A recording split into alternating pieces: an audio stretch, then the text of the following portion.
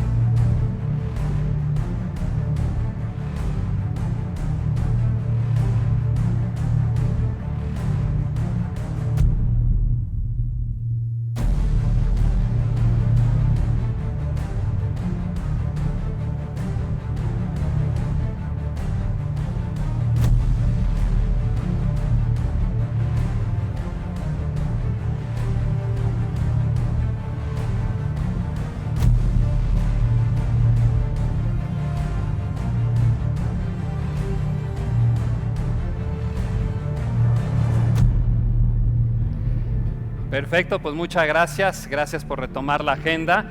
Y bueno, para este encuentro México-Panamá están con nosotros, por supuesto, el excelentísimo embajador Alfredo Oranges. Bienvenido.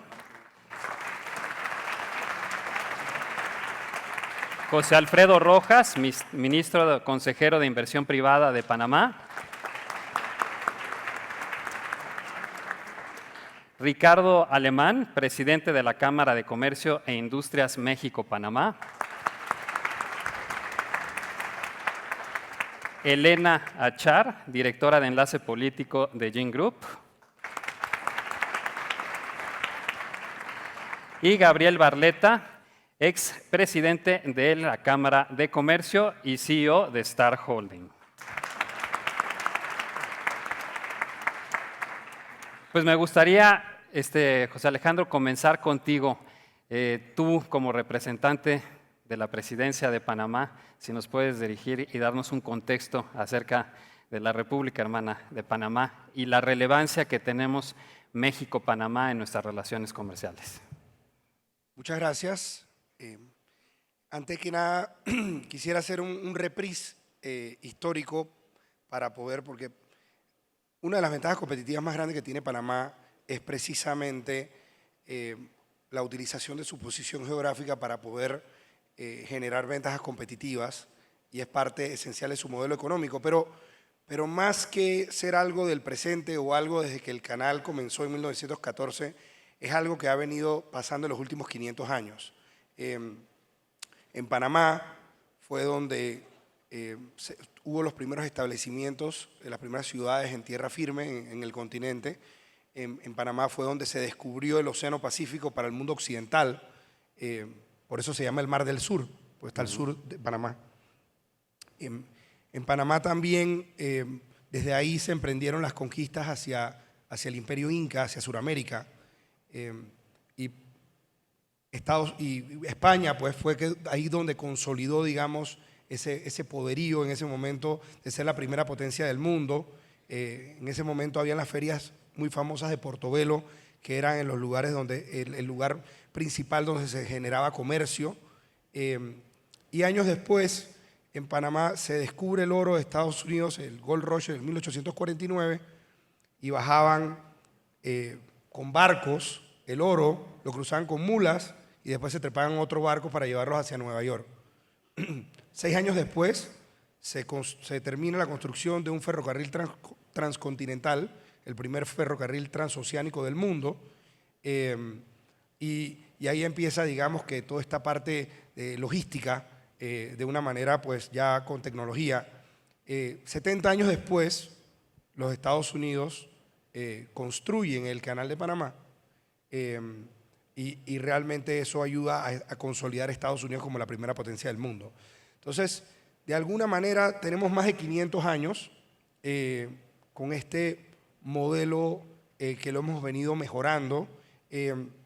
Hoy por hoy realmente es lo que llamamos un hub de hubs, ¿sabes? Son varios hubs que sin lugar a dudas comienza con el tema logístico, que digamos que se transforma una vez Panamá recibe el Canal de Panamá hace 19 años.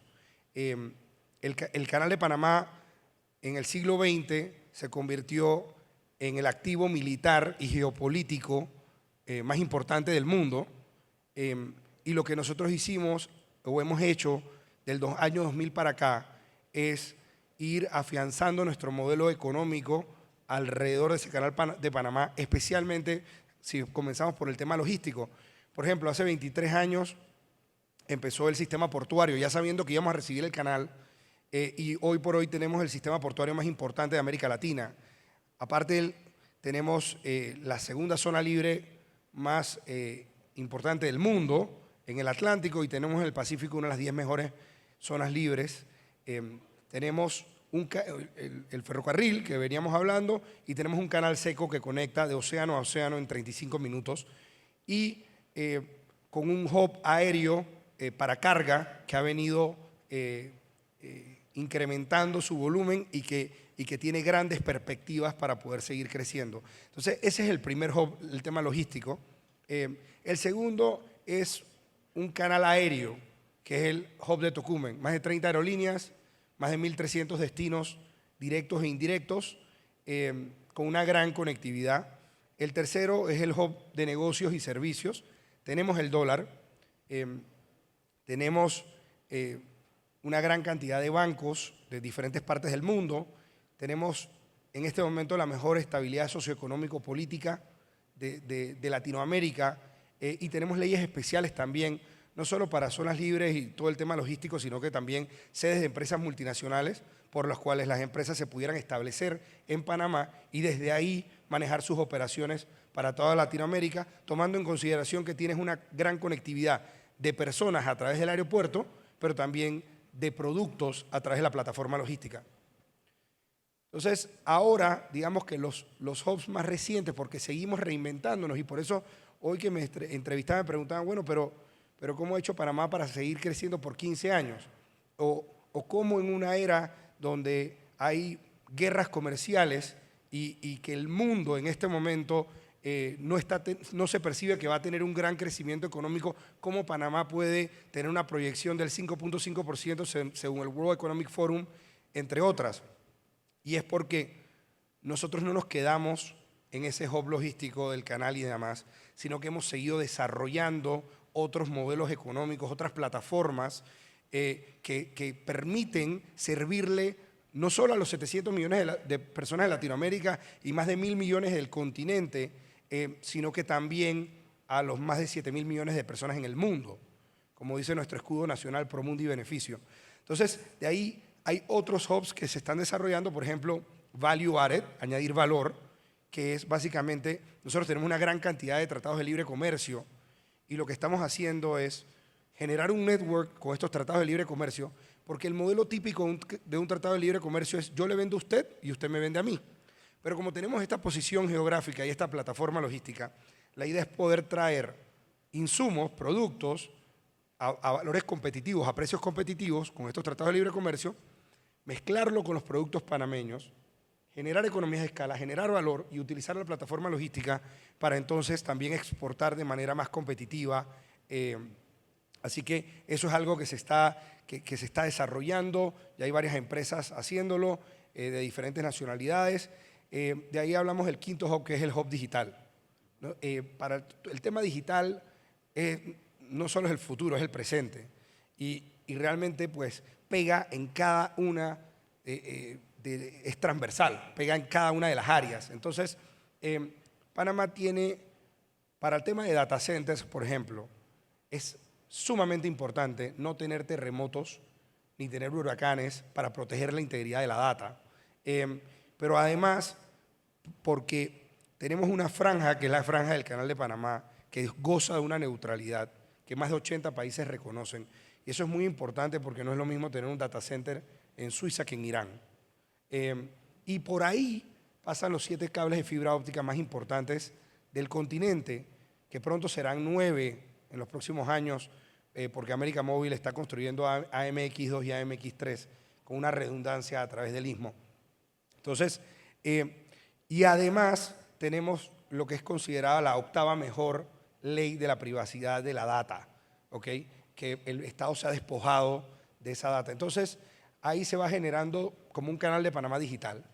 Y entonces pasamos a este sexto hub, que es en el tema energético, por todos los barcos que pasan por ahí, porque ahora tenemos una planta regasificadora que es la primera en Centroamérica para poder surtir al resto de Centroamérica energía más limpia y energía más económica.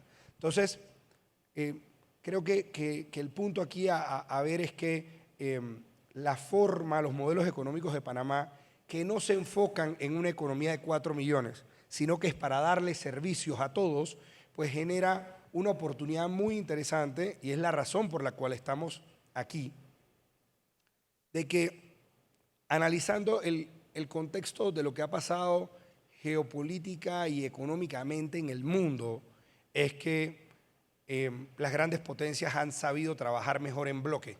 O sea, nosotros vemos aquí el NAFTA, por ejemplo, como México, Estados Unidos y Canadá en su momento pudieron, eso generó mucho derrame económico, o como en Asia también lo han podido hacer, o Europa, que ha podido trabajar en bloque. Y nosotros, de México hacia el sur, hemos estado trabajando en silos. O sea, no hay esa relación de México hacia el sur que trabaje en bloque. Y eso, cuando uno ve las gráficas y cómo han venido cambiando, es evidente que América Latina se ha quedado atrás. Y es muy difícil poder competir si no trabajamos con estas economías de escala y estas eficiencias en bloque. Entonces, hay un componente obviamente político, pero también hay un componente económico, y lo que nosotros consideramos es que hay 2 líderes naturales o 2 líderes para que pudieran llevar esta responsabilidad, que son los 2 gigantes, Brasil y México. Pero en el caso de México lo hace todavía un líder más natural, que es que comparte el mismo idioma que 500 millones de personas. Entonces, nuestra invitación de alguna manera es precisamente por el modelo económico en el cual nuestros hubs están formados y nuestro país funciona, es que esas empresas mexicanas que estén buscando esta internacionalización y estén listas pues, para buscar nuevos horizontes, puedan desde Panamá utilizar la plataforma de Panamá para poder pues, consolidar ese mercado de 700 millones de personas y que no para ahí, porque de alguna manera por Panamá también conecta al resto del mundo por la gran conectividad que tiene y pues nos ponemos a su disposición un gobierno pues, que es muy facilitador.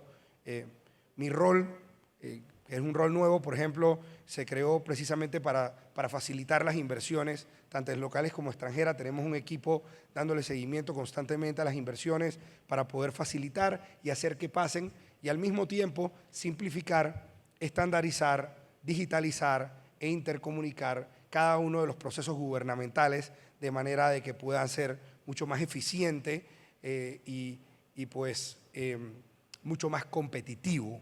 Así que les extiendo pues esa invitación a Panamá y muchas gracias por la oportunidad. Al contrario. Y bien interesante, José Alejandro, como mencionas, una ubicación geográfica privilegiada, el punto de encuentro transoceánico dentro de nuestro continente, pero que entonces en vez de simplemente pues, descansar en esos laureles han ido con estas iniciativas de diversificación. Y en ese sentido, Ricardo, me gustaría preguntarte, sé que Panamá acaba de aprobar una ley de inversión público-privada, pero que lo que es interesante es que no la están dejando en Panamá. Lo que están buscando ustedes son socios internacionales para hacer esa inversión y entonces continuar con la diversificación de la economía panameña, seguirse abriendo y seguir siendo una nación que tiende puentes para todo nuestro continente.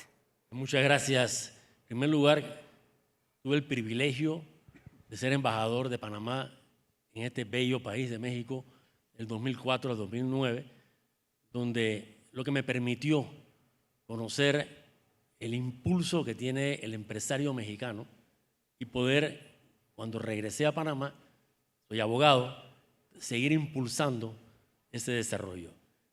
Eso me ha llevado ahora como a los prepárate, a los nos ponen entonces presidentes de las cámaras de comercio binacionales y en este caso pues otro privilegio de presidir esa cámara. Lo más importante yo diría es que el gobierno panameño y en general los gobiernos panameños han sido muy abiertos, muy impulsadores de la iniciativa privada. Nosotros, el panameño está acostumbrado a tratar con extranjeros. Hay que recordar, como decía el señor ministro, cómo por 80 años, 90 años, norteamericanos convivían con nosotros en las calles, en los restaurantes, etc. Así que para nosotros no es nada que nos asuste, sino por el contrario nos atrae. Y por eso hemos creado legislaciones especiales para atraer mano de obra extranjera que pueda ayudar o coadyuvar en todas las inversiones.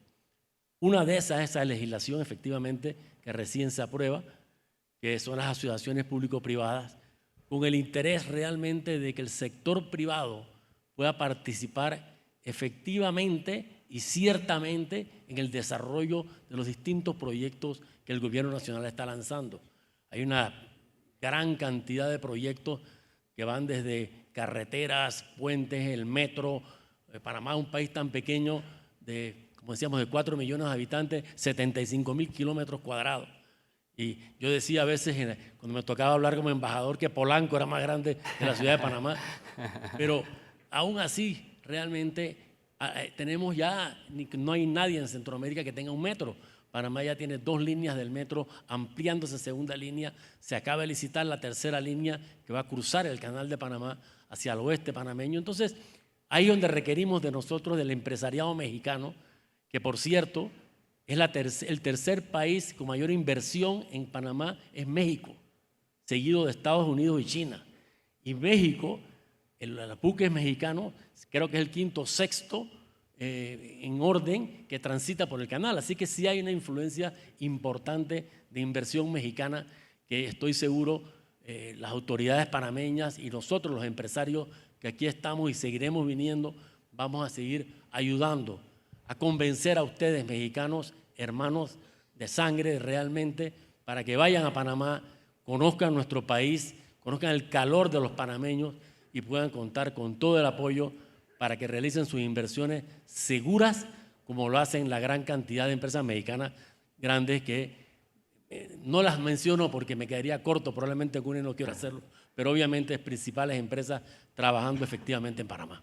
Completamente, muchas gracias Ricardo. Y justamente Elena, siguiendo sobre lo que mencionaba Ricardo, justamente esa invitación y ese tema de la relevancia que ya tiene México como uno de los principales socios estratégicos de Panamá, y Gene Group justamente ha visto eso y está invirtiendo proactivamente en Panamá y estrechando con los panameños para tender puentes entre nuestras economías.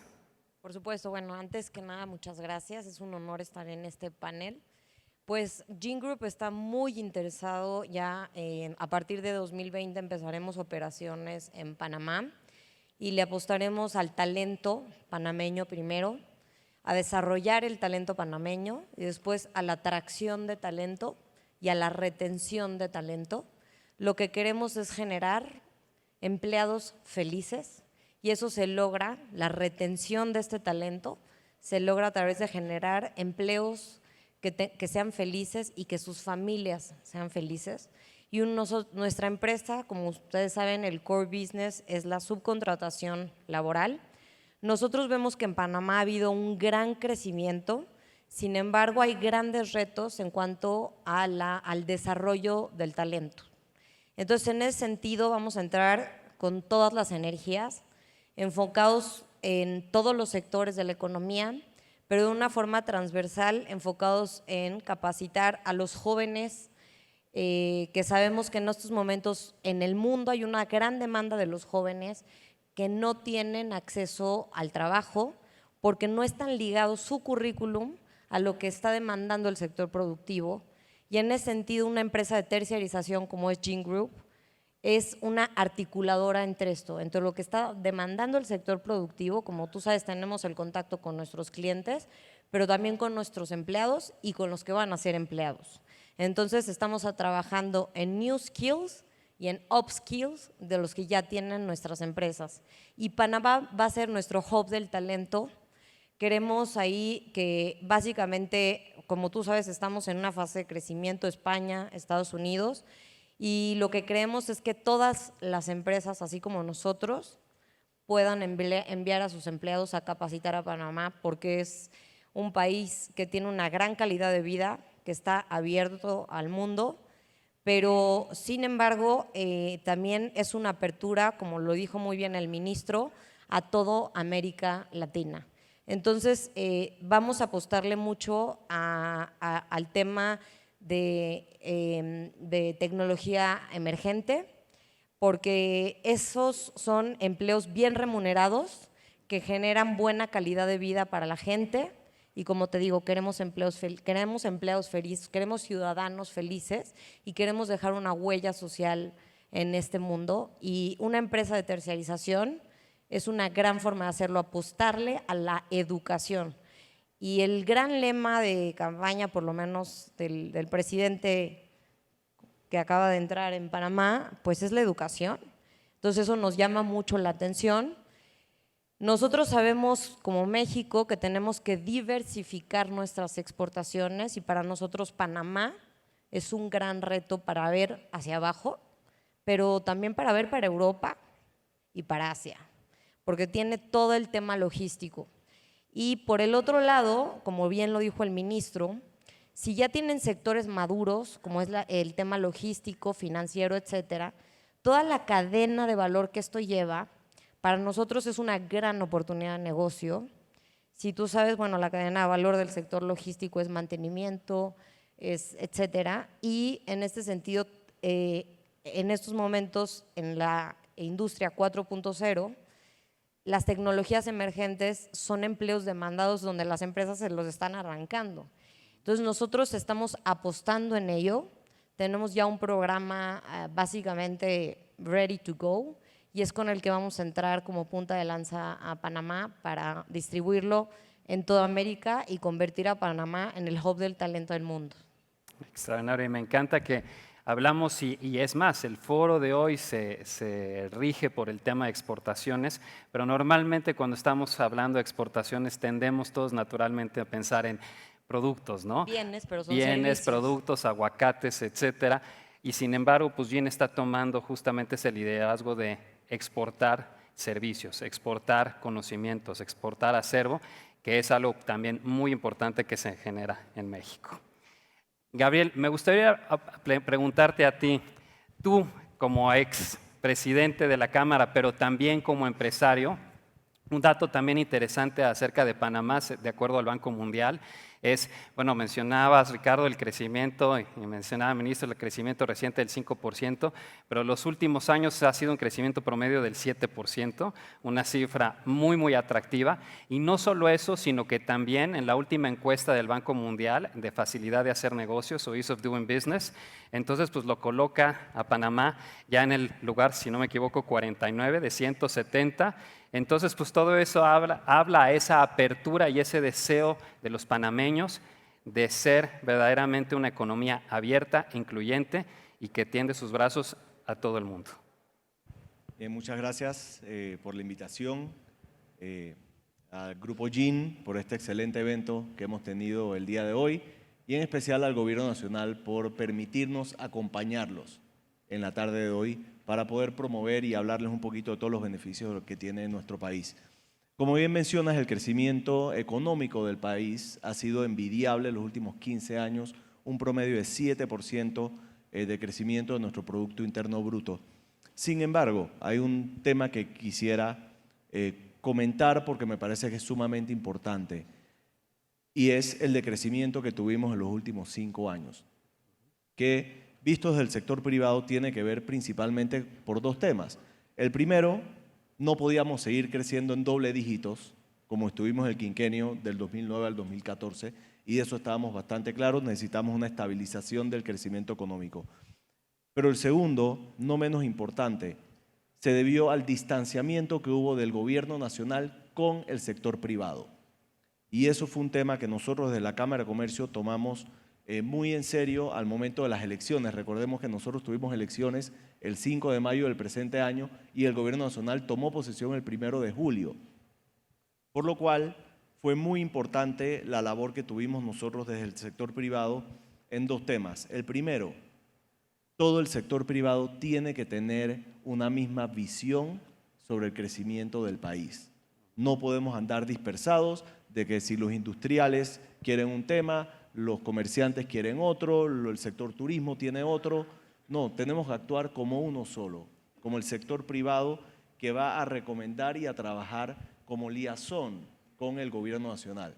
Y el segundo es que el gobierno nacional sea realmente un facilitador para que los empresarios podamos hacer negocios, ayudemos al crecimiento sostenible del país y al final terminemos de disminuir la gran brecha de desigualdad social que existe en nuestros países de Latinoamérica y que de hecho de Panamá es uno de los más, tenemos la brecha de desigualdad, una de las más grandes de Latinoamérica y definitivamente que estamos trabajando en eso. Nosotros desarrollamos un documento que llamamos Agenda País 2019-2024, el cual se le entregó a todos los candidatos presidenciales durante sus campañas y fue el gobierno o el equipo de campaña del presidente Cortizo quien trabajó más de la mano con las cámaras, con la Cámara de Comercio y todo el sector privado en el desarrollo del plan de gobierno del presidente Cortizo, y se ha podido ver ese acercamiento en la relación desde el sector público y el sector privado desde el día que tomaron posesión el 1 de julio. Leyes importantes como la ley de la asociación público-privada se desarrolló de la mano con el sector privado, buscando el mejor beneficio del país, no solo para el gobierno, sino para todo el pueblo panameño. Se pasó también una ley de interés preferenciales para el sector construcción, lo cual igualmente fue manejada de la mano del sector público como el sector privado. Nosotros tenemos bastante claros los 5 hubs, el cual es el país debe tener como sus pilares para poder tener un crecimiento económico sostenible. El gobierno tiene que actuar sobre lo que podemos llamar las economías dinamizadoras y las economías que van a permitir que la empresa privada pueda hacer los negocios, como la infraestructura, el agua, la energía, todo lo que le corresponde al gobierno que tenga que realizar para que el sector privado pueda entonces realizar las inversiones y generar el empleo que sea necesario. Tenemos un país que ha abierto las puertas históricamente a nuestros países vecinos, al comercio internacional, a los turistas, a los empresarios, a todas las empresas que se han querido establecer en nuestro país y queremos seguir exhortándolo. Somos un país muy beneficiado por nuestra posición geográfica. Gracias a Dios creo que le hemos podido sacar el provecho y seguir reinventándonos, porque Panamá no es solo el Canal de Panamá. Tenemos diferentes industrias que crecen paralelo al Canal de Panamá y que tienen todavía mayor potencial de seguir creciendo, como el turismo, como el sector de agricultura, que emplea más del 14% de la empleomanía en nuestro país. Sin embargo, solo representa el 2% del Producto Interno Bruto. Tenemos industrias que podemos tener quick wins rápidamente para poder llegar a ese crecimiento que establece el World Economic Forum de arriba del 5%. Sabemos que lo podemos lograr fácilmente pero tenemos que seguir abriendo nuestro país a la inversión extranjera, de países como México, que nuestra historia data desde hace muchísimos años. Ya el ex embajador pudo darle un par de cifras de lo que significa la relación Panamá-México, y créanme que no estuviéramos aquí si no sintiéramos que existe un potencial mucho mayor al que tenemos actualmente, y eso es lo que queremos venir es a invitarlos, a abrirles la puerta de nuestro país. El gobierno nacional está trabajando, y les podemos dar la seguridad que está trabajando de la mano con el sector privado para seguir siendo los enablers, lo que nos permiten hacer el mejor trabajo posible de la mano, tanto el sector público como el sector privado, en las industrias que sabemos que pueden tener el mayor crecimiento para nuestro país. Completamente muy congruente el mensaje, justamente ese trabajar de la mano, y están aquí desde el sector público, desde el sector privado, presentando, promoviendo a su país, mandando ese mensaje. Nos ponemos de acuerdo internamente, pero también estamos aquí presentándonos para ponernos de acuerdo con el mundo. Y señor embajador, pues eso yo creo que le facilita a usted mucho la chamba, ¿no? Estar aquí en México teniendo un apoyo semejante por parte del gobierno, por parte de la iniciativa privada, es un privilegio.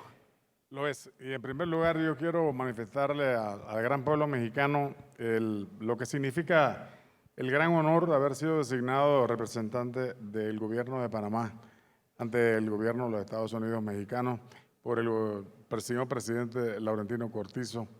Decirles que me siento muy distinguido, y en esta ocasión tan especial, acompañado de un equipo tan especial, encabezado por el ministro Rojas, que con su grupo de trabajo, que lo constituye un grupo de jóvenes que están precisamente viviendo esta cuarta generación industrial, la generación de la revolución de la digitalización. Quiero solamente agregar y decirles que a los mexicanos que en Panamá siempre hablamos de 5 fronteras, y decíamos siempre que teníamos el Atlántico, el Pacífico, la frontera con Costa Rica, la frontera con Colombia, y durante un proceso largo que tomó más de 20 años, la recuperación de la 5ª frontera era la del Canal de Panamá, que era un país dentro del otro.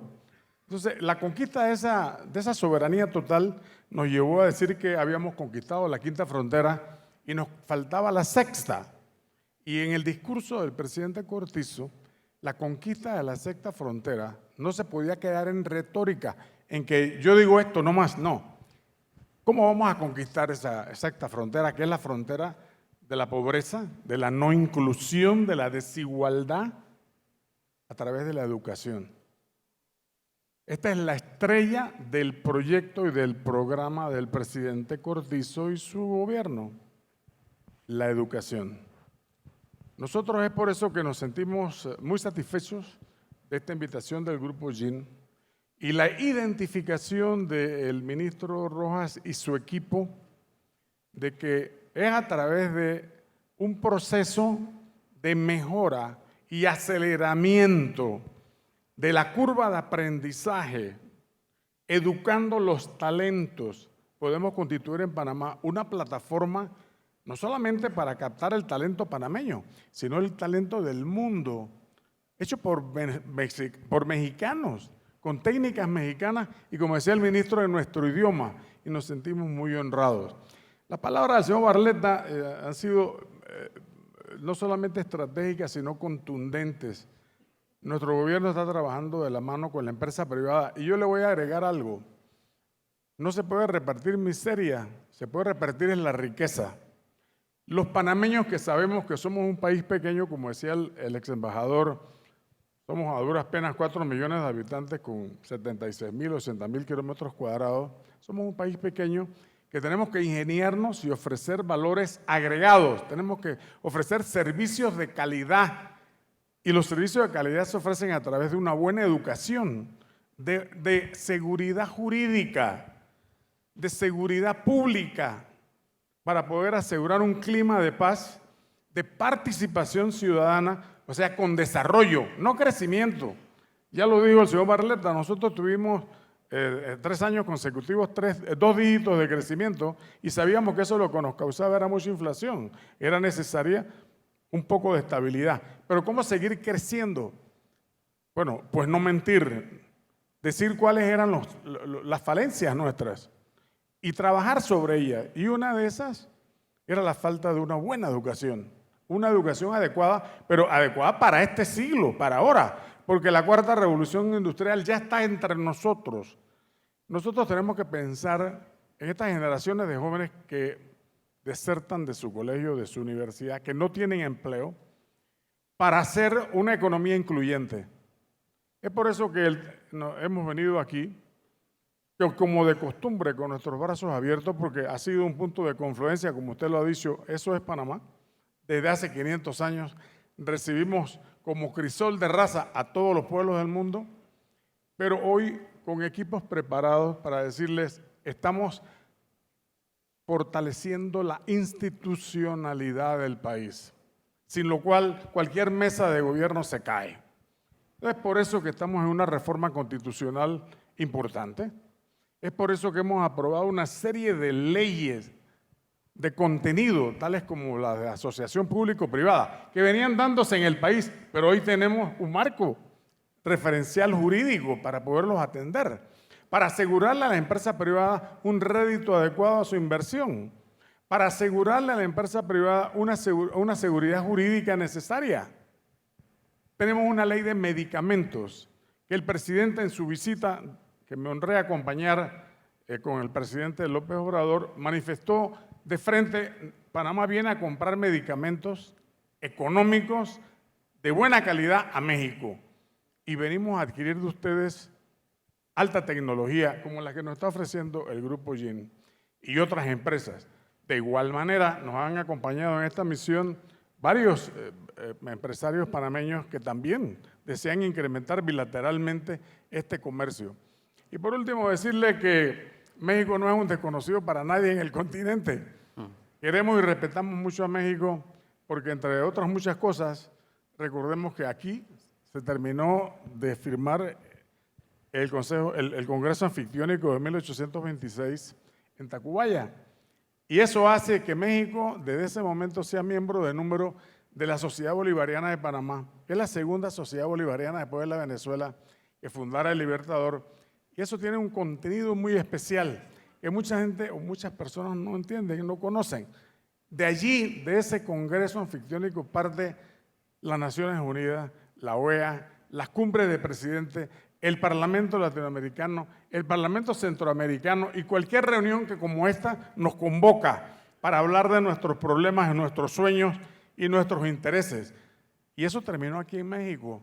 Y ese es el agradecimiento que todo este continente tiene con este gran pueblo y este gran país. Muchas gracias. Al contrario.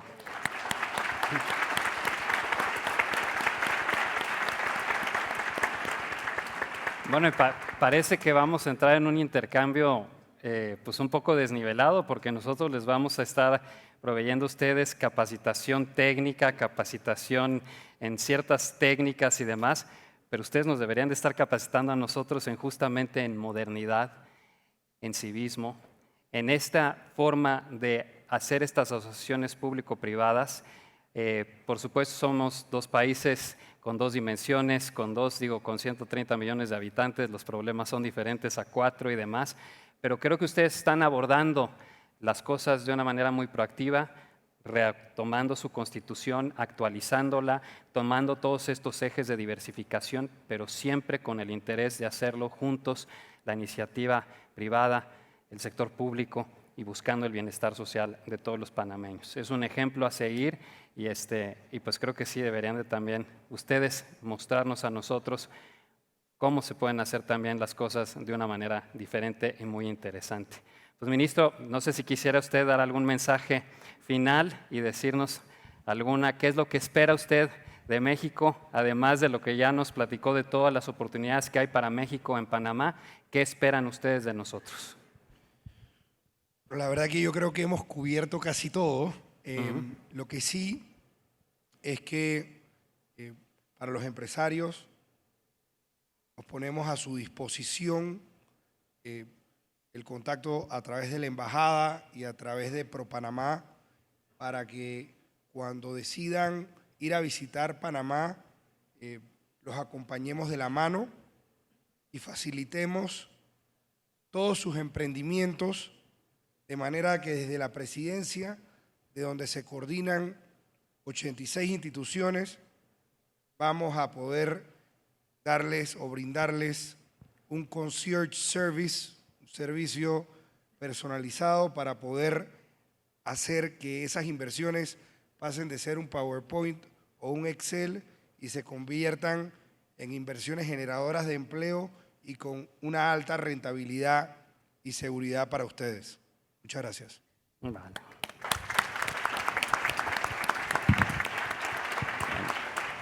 Pues Elena, caballeros, muchas gracias. Y secretario, perdón, embajador, muchísimas gracias. Sé que tiene que correr al aeropuerto. Gracias por acompañarnos a pesar de su apretada agenda. Ministro, gracias a todos.